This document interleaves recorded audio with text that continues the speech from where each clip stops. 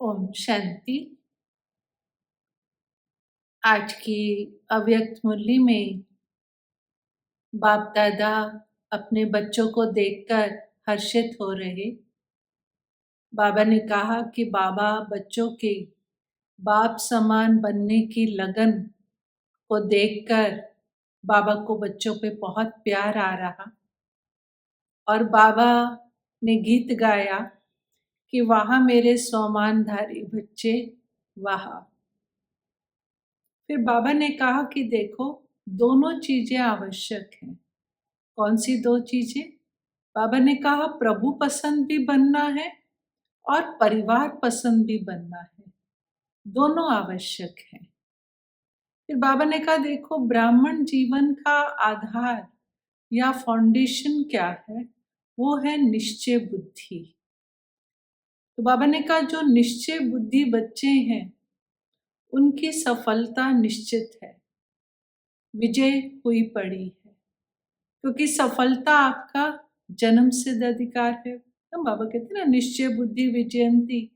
तो बाबा ने कहा आप निश्चय बुद्धि तो है ही सफलता स्वरूप, विजय उनके गले का हार है।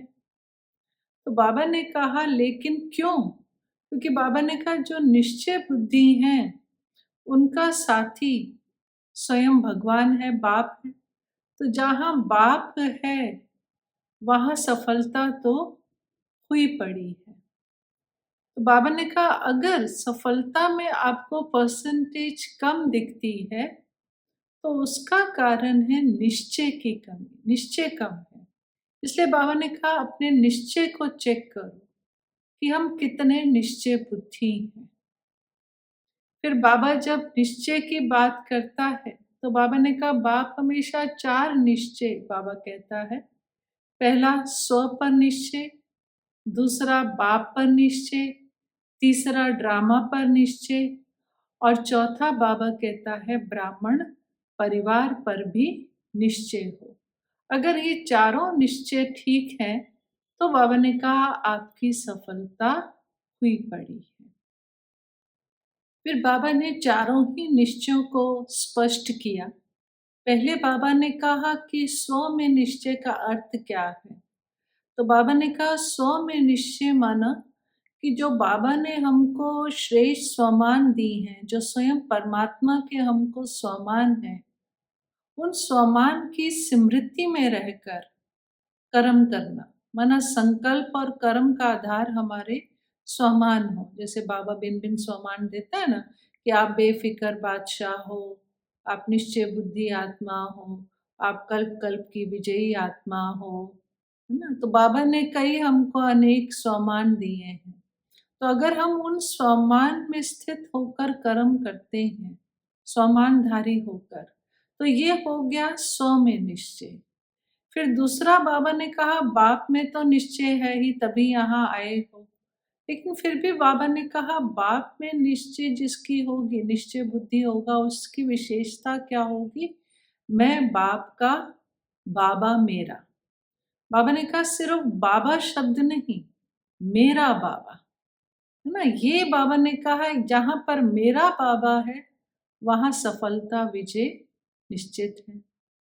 फिर बाबा ने कहा ड्रामा में भी निश्चय होना चाहिए कि ड्रामा में निश्चय का आधार क्या है, उसकी क्या विशेषता होगी जिसको ड्रामा में निश्चय होगा। तो बाबा ने कहा ड्रामा में 2 चीजें होती हैं, एक समस्या और दूसरी सफलता। ना 2 ही चीज, 2 ही सीन आते हैं ना ड्रामा में, या तो हमारे जीवन में समस्या आती है या सफलता आती है। तो बाबा ने कहा जब आपके सामने समस्या आए तो ड्रामा का निश्चय माना कि उस समय समस्या के समय हम समाधान स्वरूप हों, न कि ये निश्चय हो कि समाधान स्वरूप होकर हम समस्या को पार करें, उसको कहा जाता है ड्रामा में निश्चय। अब बाबा ने कहा उसके लिए आप अपनी स्मृति में क्या रखें कि नथिंग न्यू। बाबा ने ड्रामा नथिंग न्यू की। बाबा ने कहा अनेक बार आपके जीवन में ये समस्या आई है, कल्प कल्प ये समस्या आई थी और आपने हल्प कल्प में इस पर विजय प्राप्त करी थी। ये क्यों भूल जाते हो? अनेक बार के आप विजयी आत्मा हो, नथिंग न्यू, कोई ये नई चीज़ नहीं है, आप अनेक बार इसको पार कर चुके हो। तो ये बाबा ने कहा इसको कहते हैं ड्रामा पर निश्चय। ड्रामा पर निश्चय अर्थात समाधान स्वरूप होकर चलें, है ना? समस्या को स्वरूप होकर नहीं, सारा टाइम समस्या, ये कारण, ये समस्या, सारा टाइम उसका चिंतन ना करें। फिर चौथा बाबा ने कहा ब्राह्मण परिवार पर निश्चय। अब बाबा ने कहा परिवार का अर्थ क्या होता है? संगठन। तो बाबा ने कहा कि ब्रह्मा बाप का तो बहुत बड़ा परिवार है और हमको इस चीज़ की खुशी और नशा भी होता है। तो बाबा ने कहा परिवार पर भी, हमारा ब्राह्मण परिवार पर भी निश्चय होना चाहिए। अब उसके लिए बाबा ने एक बहुत सुंदर शब्द बोला कि एक शब्द याद रखो, वैरायटी।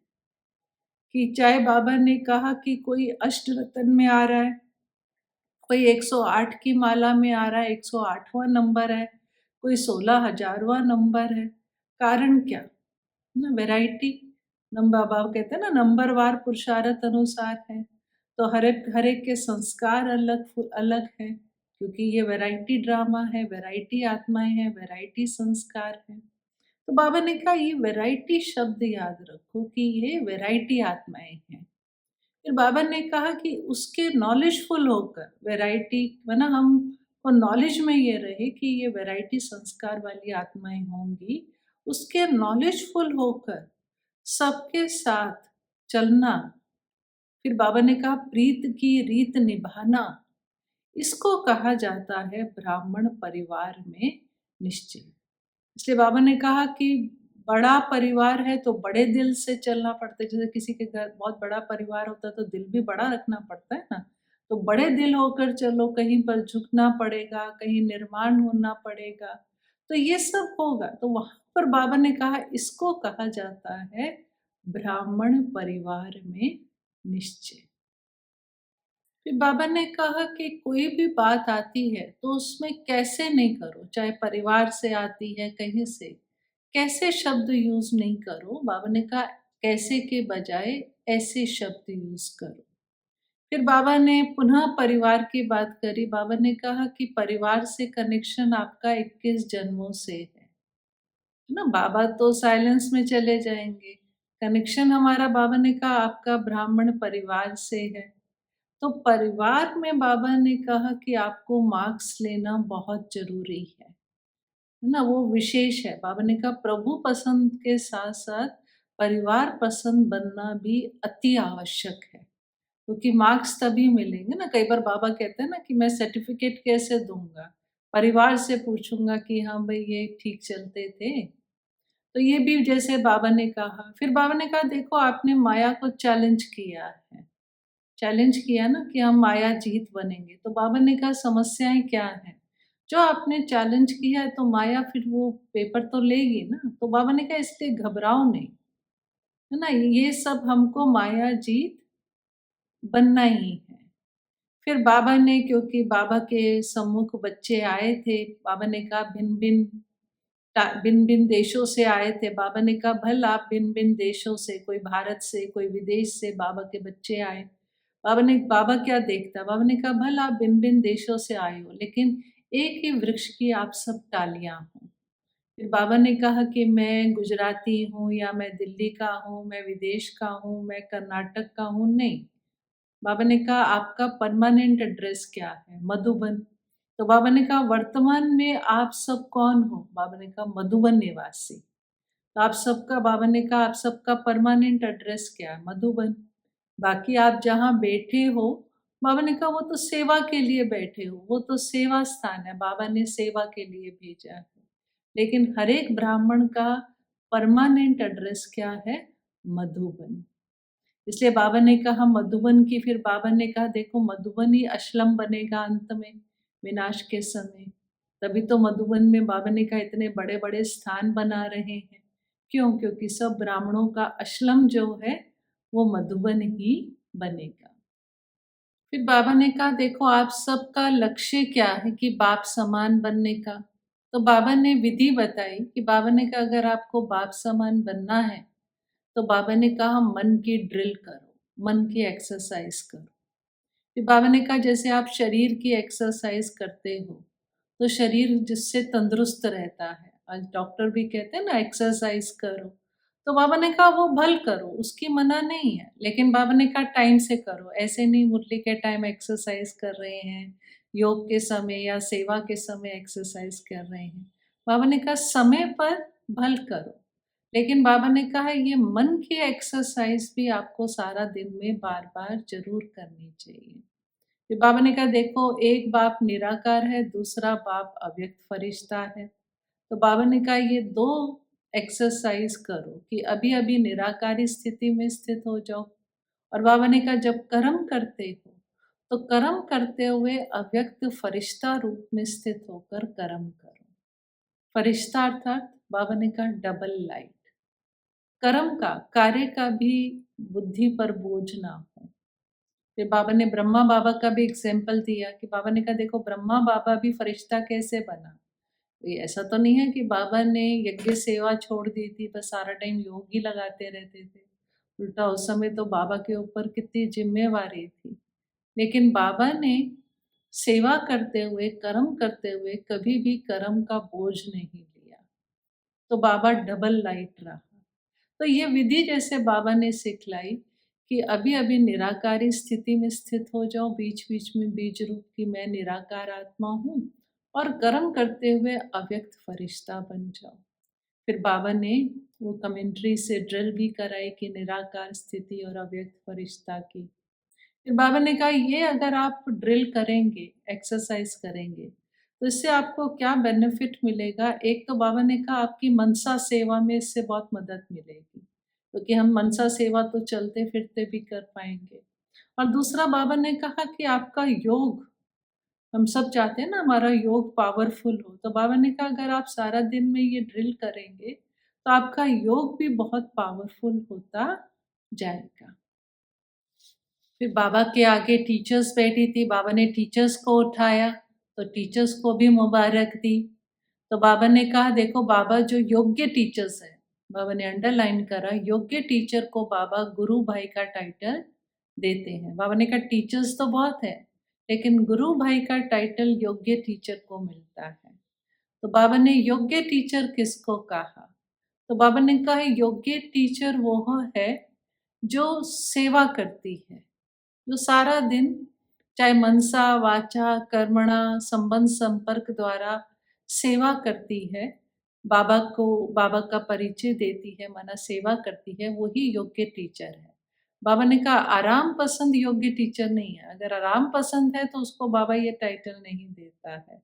तो योग्य टीचर माना बाबा ने कहा सेवा सेवा और सेवा, और उसी को ही बाबा गुरु भाई का टाइटल देता, क्योंकि बाबा ने कहा कि बाबा की गद्दी मुरली है, तो आप उस गद्दी पर बैठकर मुरली सुनाती हो, इसलिए बाबा ने टीचर्स को भी बहुत मुबारक दी। फिर उसके बाद बाबा के आगे दिल्ली और आगरा की पार्टी आई थी, ग्रुप दिल्ली आगरा था, तो दिल्ली आगरा को उठाया। तो बाबा ने कहा कि दिल्ली जो है ना वो क्या करेगी, दिल्ली को प्रत्यक्षता करनी है। जैसे बाबा हमेशा कहते हैं ना प्रत्यक्ष करो, बाप को प्रत्यक्ष करो। तो बाबा ने कहा क्या दिल्ली का लश्कर तो बहुत बड़ा है, और बाबा कहता है दिल्ली माना बाबा का दिल। तो लेकिन बाबा ने कहा क्या दिल्ली वाले बाप को प्रत्यक्ष करेंगे, तो उसके लिए बाबा ने एक विधि बताई प्रत्यक्षता के लिए।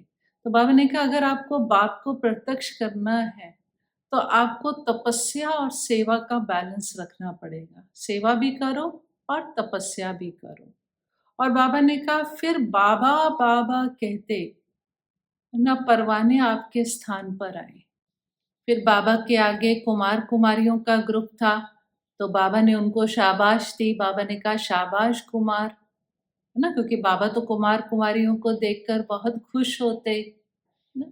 तो बाबा ने कहा देखो आप सब कुमार कुमारियों को तरस आना चाहिए अपने हमजिन्स पर, है ना। बाबा ने कहा वो बेचारे देखो कितने भटक रहे हैं, तो उनको रास्ता दिखाओ। तो बाबा ने कहा कि बाबा ने हाथ खड़ा करवाया कि आप सब में से किसने अपने हमजिन्स की सेवा करी है, आप सामान बनाकर लाए हैं, वो खड़े हों, है ना। तो बाबा ने हाथ खड़ा करवाया, और कुमार कुमारियों को विशेष कहा कि अपना ज्वाला रूप से सेवा करो, है ना, क्योंकि कुमार कुमारियों में तो बहुत ताकत होती है ना, तो विशेष कुमार कुमारियों के अंदर भी बाबा ने बहुत उमंग उत्साह भरा।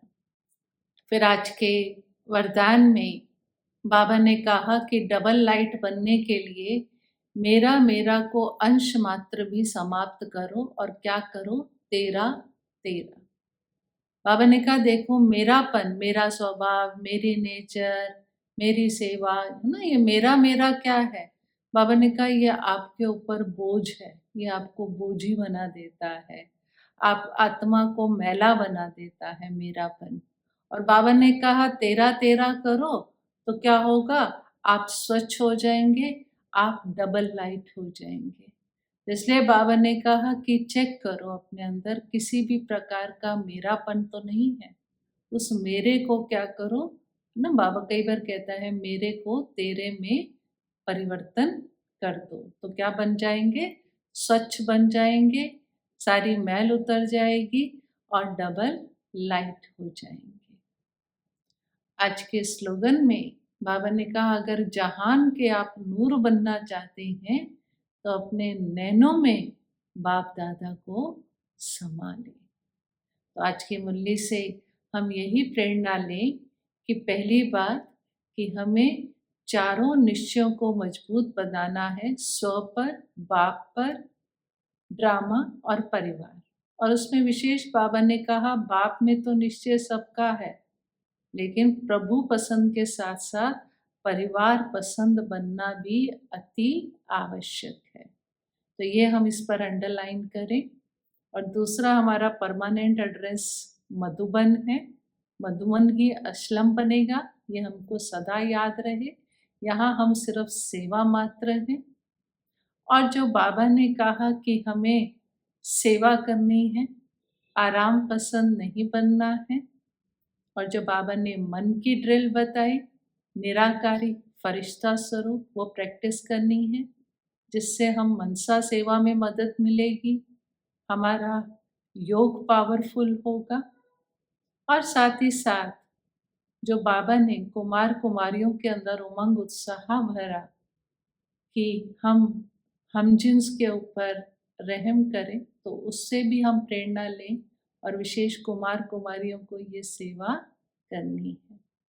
और वरदान से हम यही प्रेरणा लें कि मेरा मेरा ख़त्म कर, जो भी बात आए, जहाँ मेरापन आए, तुरंत अपने आप को करेक्ट करें, मेरा नहीं तेरा है, बाबा का है, और सदा बाबा के नैनों में समाये रहें। ओम शांति।